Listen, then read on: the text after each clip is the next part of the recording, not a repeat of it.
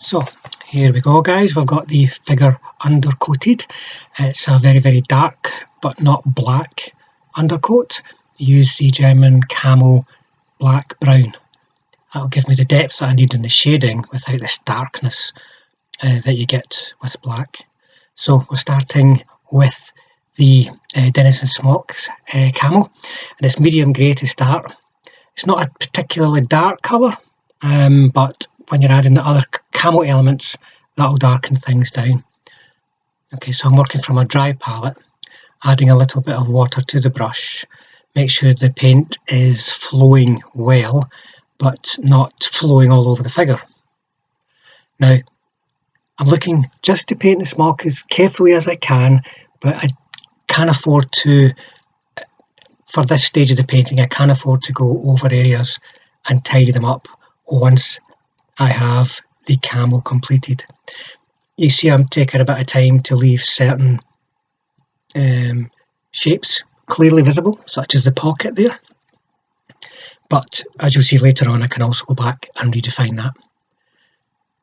Now, when I'm painting the front of the figure, which is very busy, I try to paint all the small areas before I paint anything around them. The reason being, when you're painting a larger area, it is possible just to go a little bit, just a tiny little bit too far and end up encroaching on a smaller area, which then you can't get the shading right between the two areas. So I tend to paint the smaller areas and then go around to larger areas beside them. Here I'm trying to paint the pocket either side of the webbing, which goes down the front. And just refreshing the paint, always being careful that it's flowing off the brush okay. They're painting down the side. I don't want to be leaving a lot of shade even under the arms there, so I want to make sure that I'm filling that in and then making sure the shade is thin and provides depth as opposed to just blocks out entire areas. And I'm just following the figure around. There's less care required here than I would if I was painting, for instance, a smock on a German infantryman or a British infantryman. I'm not looking to create any texture, any creases except that big crease that you can see. That I'm happy to leave in. And there's lots of little bits again, such as there, the gap between the backpack and the collar. You have to paint that. You can't just leave that dark because it won't add anything to the definition, and just leave too much darkness on the figure. We are starting from black, but we're going to end up with a very bright finish. There you go, I'm going down the back behind the arm, and then the arm again, leaving a little bit of shade that I can tidy up later. You can see there I'm blocking things in a little, as I would normally do, but I'm going to cover most of that just with a basic coat of paint.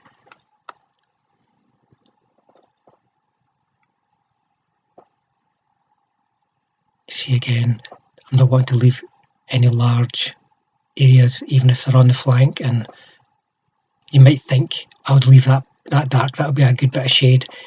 It becomes too much. It takes over the whole figure if you're not careful.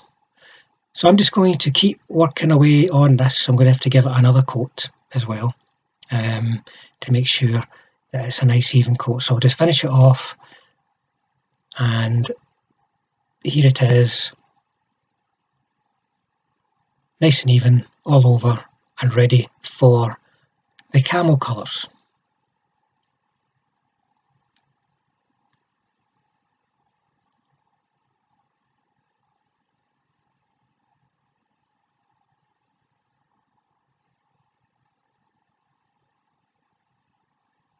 So here is the first colour. It's German camo medium brown, and then medium olive. And you can see they're quite different kind of colours. One's quite vibrant, the other's a little more flat. You don't want them to just sit beside each other and just become one mixed kind of colour, like 2 lumps of plasticine that just end up looking like brown. We want to be able to see our colours. Now, as this is a Denison camouflage, it's just blobs. You don't have to be too fancy. Just make sure that you're not painting anything which is sharp looking. You know, it's got to be blobby, and also give some thought to where you're putting the blobs on. You don't want to be covering up too much base colour. You don't want your blobs to go over 2 pieces of material, so to speak, that aren't actually connected. You know, the arm might be down by the side, but don't put a blob going on the arm over onto the side, because those pieces of material don't match. They don't meet. They can meet over a shoulder, for instance. On a collar there, the chances are it's not going to carry on under the collar, because that'll be another piece of material. You know, think about things like that, and don't put too much too much camel colour near to the end of the sleeves. You want to be leaving the sleeves with a bright top end, so to speak, a bright edge.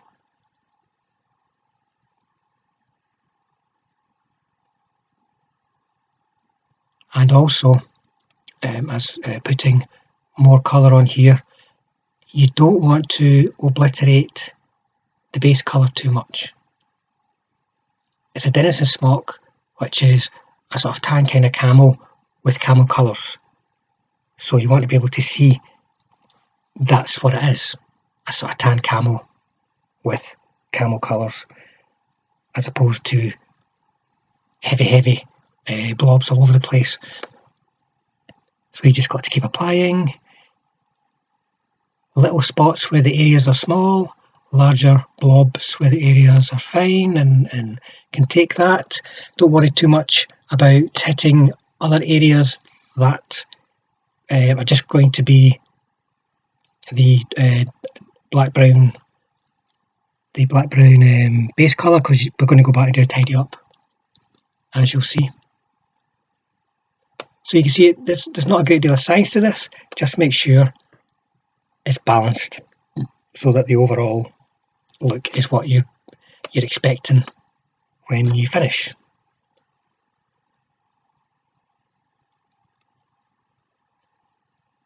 And don't be too worried if the figure's still looking quite dark at this stage, folks.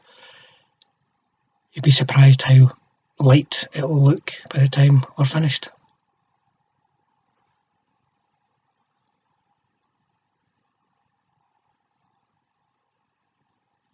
Okay, it's time now to re-accentuate the shapes here. We've covered up some detail with the camel.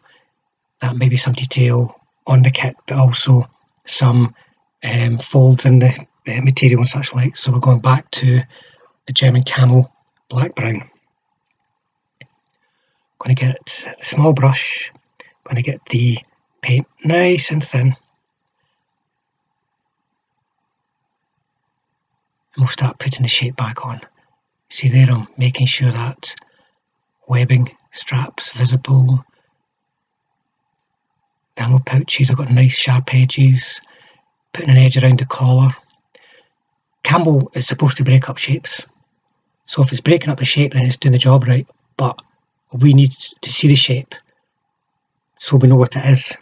We've got to tell the eye what it is, and that's what we're doing here. I think there's about maybe just 2 hairs left on this brush, but it's serving its purpose well. You can now see the arm again. Tighten up that strap on the backpack. Get this crease back in the arm. Freshen up the brush a bit. If the brush gets too dry, the paint's not going to flow off. And then there's another little crease that we can paint around the back now. There you go, you've got definition between the back and the arm, and we're going to carry on. If you please excuse my fingers and thumbs.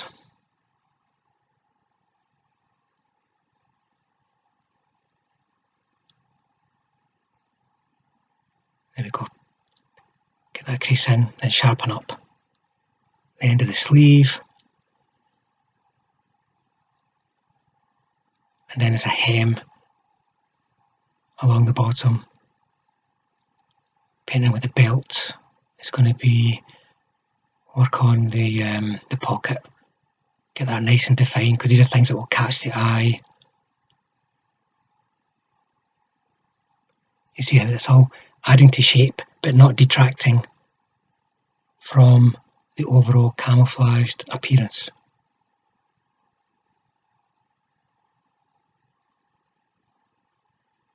And as you see, that was a relatively quick process too, nothing complex. The fact you didn't have to put a wash over it and then pick everything out again, you're just doing this little bit of lining. And there's the camo, all ready to go.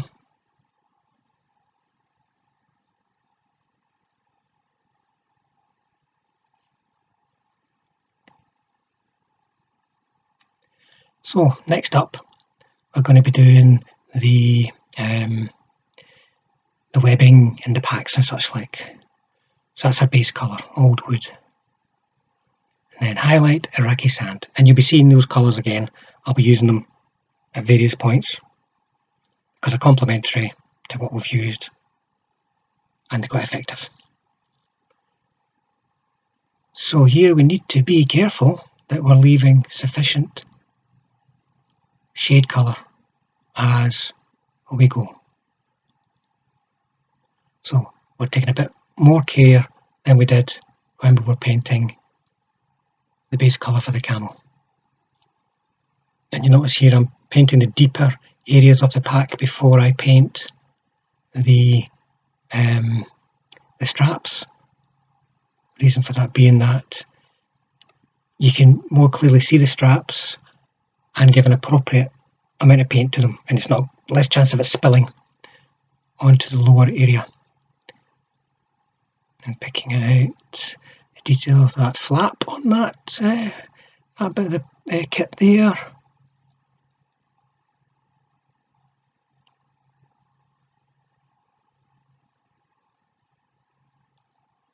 I'm trying to get this paint on as much as I can in one coat, but it's likely to need 2 coats because it's quite a light colour.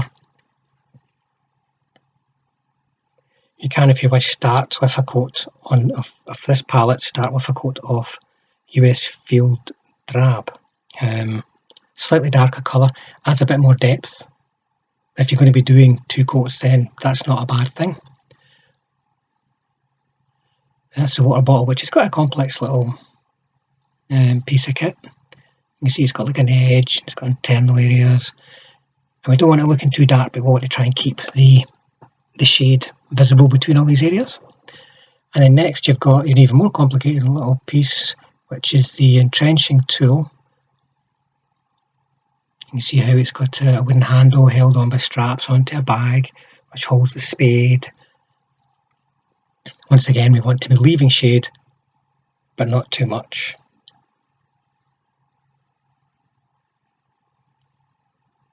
Just remembering to go around the back of that piece. Everything's 3-dimensional, work your way around the figure. Don't just look at it at one angle. Keep going around and around and around, and you'll see everywhere that needs covered in any way that might have just a bit too much shade showing. And that's the belt. And then the webbing on the front.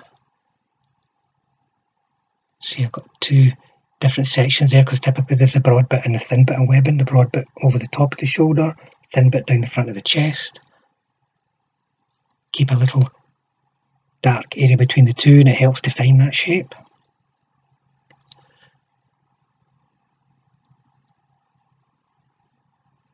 And then the ammo pouches, just carefully painting around the details.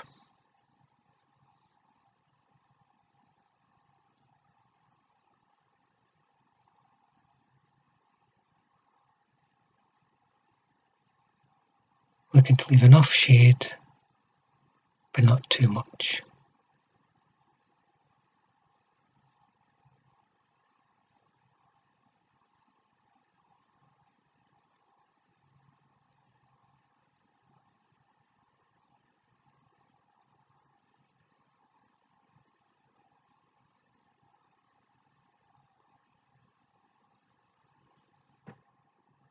Now we can think about the gaiters.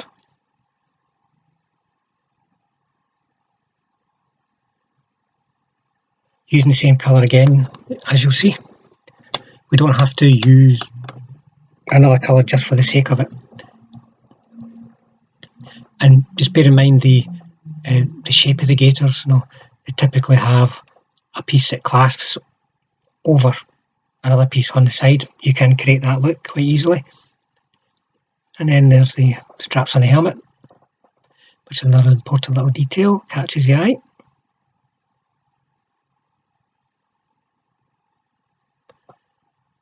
And then we're ready now to put on the highlights, and this is what's going to make that pack pop out of the body of the figure. Excuse me, got a terrible cold.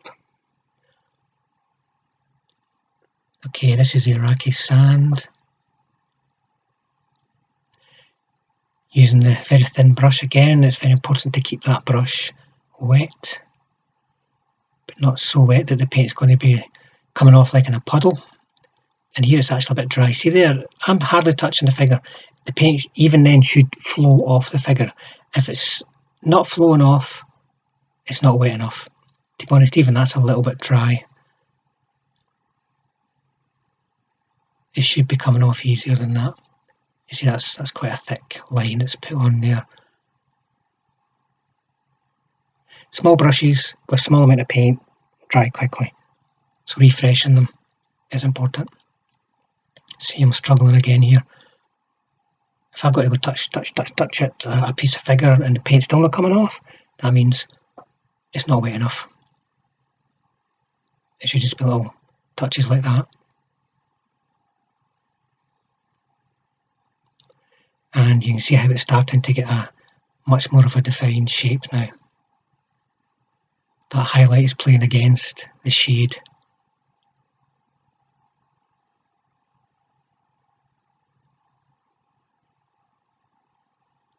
See, those gaiters just popped right out from the ankles.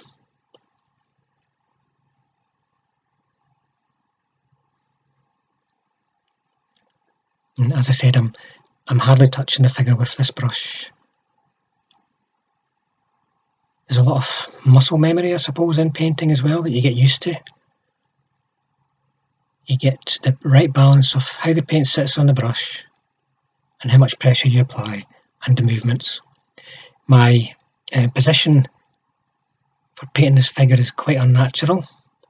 Trying to keep it on camera and not block it out of sight as I'm doing there. Most of the time I'll be moving the figure around so that my hand moves in a controlled way where it is most supported, moves towards me or straight away from me. You know, these kind of choices, rather than moving your arm around the figure, move your figure around the arm. So that is the webbing done. Nice and bright, standing out from the camel. So next up, we're on to the trousers. English uniform, great colour, brilliant, really like it. It's such a rich brown, greeny kind of colour. And as you see, old wood is coming out again. There's a joke in there somewhere, but we won't go there. And that's going to be a highlight colour.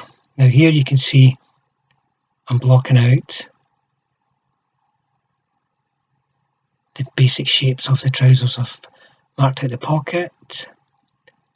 I'm now seeing where there are creases.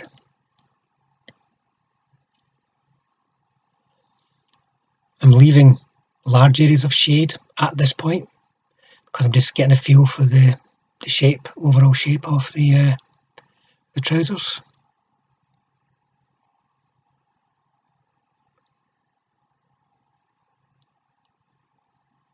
Now I've got to go down, catch that at the bottom, firm that little bit up a bit.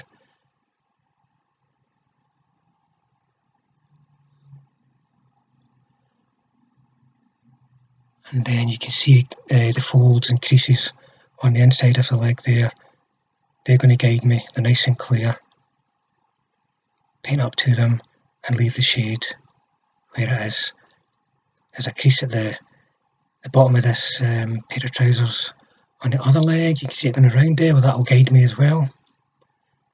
You can see it's almost, as I said, just like blocking things in. And then you can start filling in the blocks. The blocks will make it nice and clear where your creases are, and you can then fill in anywhere where you don't want that shade to be, or perhaps leave artificial shade. You might want to make it look as though there's a crease. You can do that at this point as well.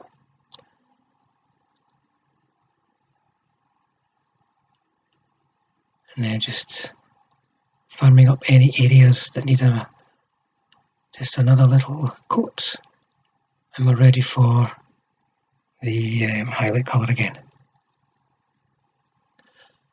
As always, back to the 3 hairs and some air brush. That's what Bob Ross would have called it. And we're now going to start adding the highlight, which will actually accentuate the depth. You can see, just catch the edge of the pocket. That makes it really pop, and it's right beside the shade. The highlight and the shade working together will give you the best results. If you have your highlight in the middle of a feature and the shade on the outside of a feature, they don't work together. And I always place the shade, if there's like horizontal lines or partly horizontal, the highlight always goes on top of the shade. So as I try to show here, the line goes on top, you see, and the shade underneath.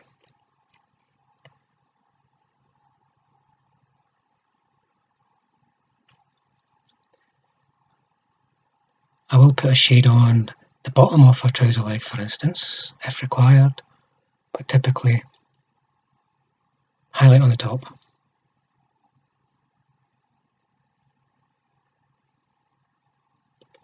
Now I've just got to try at this crazy angle get my brush in there. You can see it's quite dry there, folks. This paint's not really coming off. Got to get that brush, just a wee touch of water onto it, tiny touch of water, and the paint flows off, and that's just my leg. You catch that high point where the leg is bent back. Okay, headgear. Now when I'm painting the headgear, I've got a couple of things in mind. First of all, there's a lot going on with that headgear. That's the highlight colour, by the way, for the headgear. That's raising its ugly head again, as is Iraqi sand. Right.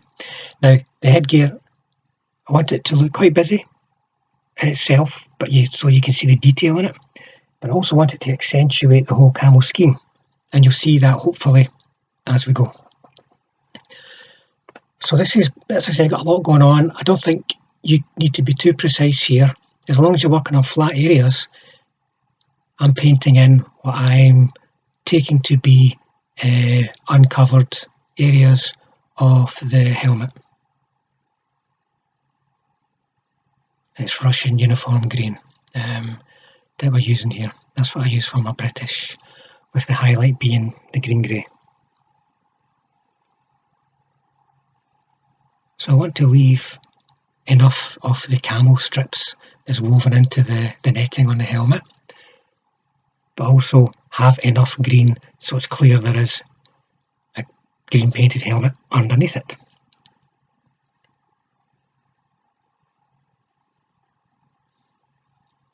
Right, now time for some camo strips.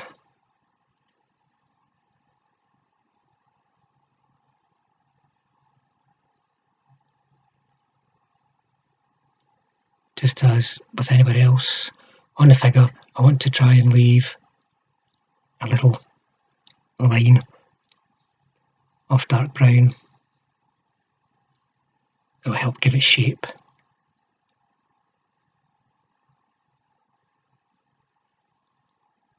And I'm not looking to connect all of these lines either. I'm quite happy for them to be little lumps. If you imagine they're just coming out of the netting. they're not one piece.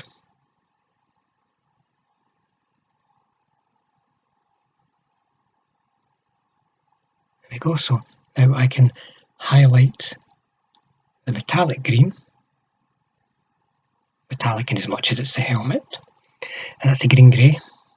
So I want to catch the bottom edge wherever it's visible.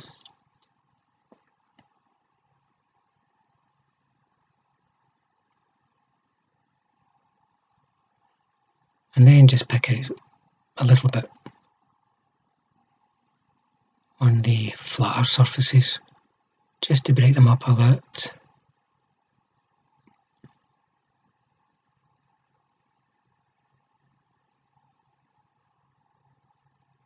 And now when it comes to highlighting the camo strips, it pays to be bold in this situation and go a bit heavier than you might normally go.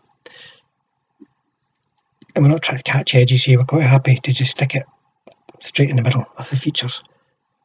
The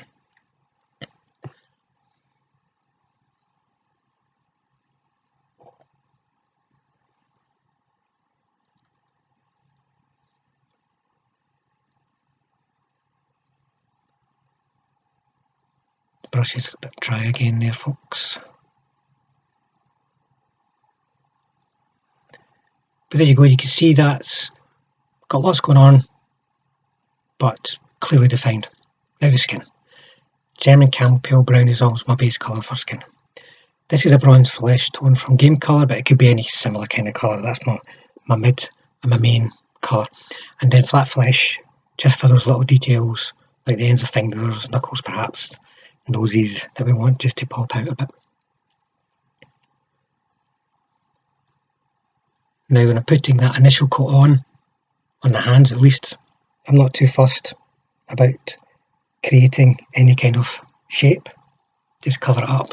We don't want to have dark gaps between fingers, for instance, because we'll soon start to run out of space and it'll just look a bit too stark.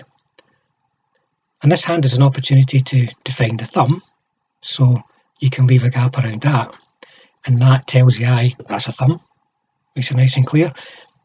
And as the rest of the hand is just open, then it's fine. We're not leaving lots of dark spaces. Get it right up to the cuff there, just leave a tiny wee line. And then the face. Now when you're painting faces, I always start with the centre line. That's where everything's happening, everything is going to come off that. So typically you've got a brow, a nose, top lip, bottom lip, chin. And that's a basic shape of a face, which is then going to be held in place by cheeks. And you can paint that kind of face on any figure regardless of what level of detail there is on the figure. So imagine it's got a T and then a dash, dash, dash. There you go, you can see a face here straight away. So we're going to get the main colour now. This will brighten it right up.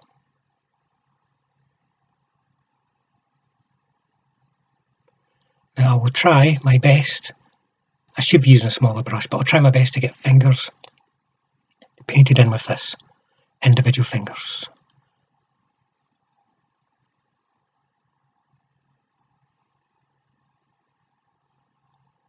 There you go, and then a line across the back of the hand. Doesn't have to be anything more than that because that tells the eye it's looking at a hand. There's the thumb.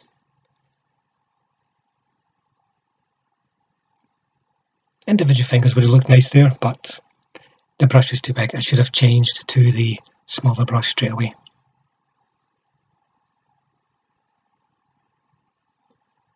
Now just try to get an angle on this so I can show you but paint it.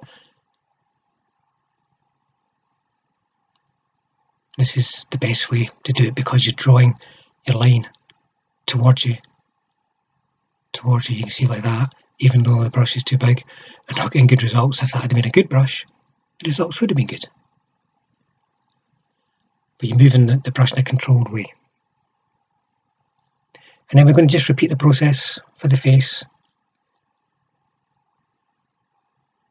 Just being careful not to put on quite as much paint, so some of that pale brown shows through. And then on the cheekbones. And now we're ready for the final highlight, but I am actually going to use the right size brush. Now this is a very bright colour that will really pop, so you just want it to be a highlight, it's not your main colour. So I'm just going to the tips of the fingers.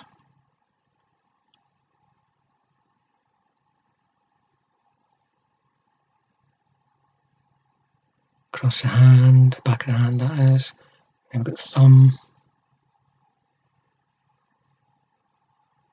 Just the tip of the thumb as well, you see. See if I can get some fingers on here. So that little highlight was enough just to give it a bit of shape. And I'm drifting out of shot, folks, but I'm highlighting those fingers individually and having a little bit of success.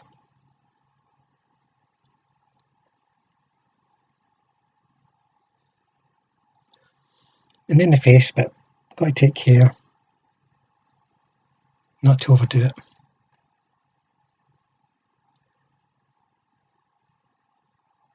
Just little touches, see, then a little line, and then another little line, or in this case, unfortunately not so little because the brush was too dry.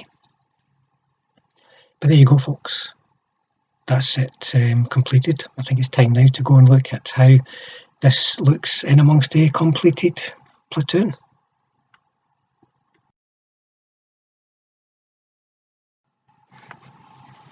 So here we are on the battlefield with a platoon of heavy machine guns. Now hopefully you can see there that there's clearly camouflage smocks being worn. There are colours visible within them, so they're quite bright and distinct. They've got a nice clear shape. That little black brown blob that we started with is gone completely now. Got some nice bright figures that look good on the tabletop.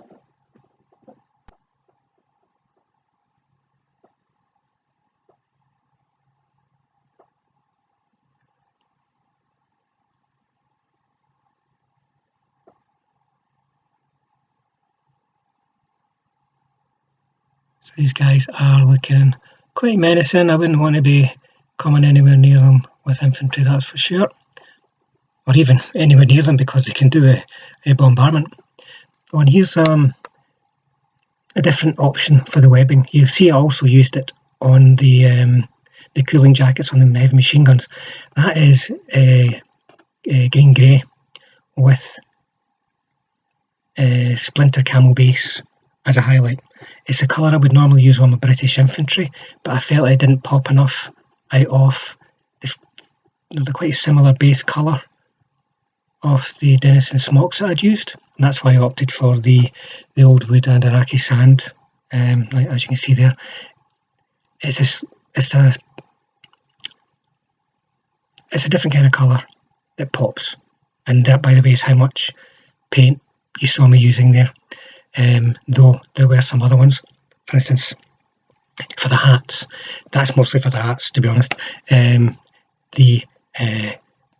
Let me see, burnt cadmium, red, sort of burgundy kind of colour, and then a little bit of a highlight with the red, and then a little white for a dot for the airborne insignia, and then the bullet casings, the shells, was the Japanese uniform. It's kind of a brassy kind of colour, it works quite well. There it is. I'm tending to use that instead of metallic colours now for shells. There's not any other metallics on the figures. You know, I paint flat kind of metals with a grey, so I'd rather not have a shiny metallic on there. But there you go, folks. All that paint going on to those guys. Hopefully it'll give you a few ideas and inspire you to get your paras looking very nice on the battlefield with camo sitting there waiting for those nasty Germans to teach him a lesson in the fields, hedgerows and cities of Normandy. Thanks for watching, folks. Please stay tuned, please like and subscribe.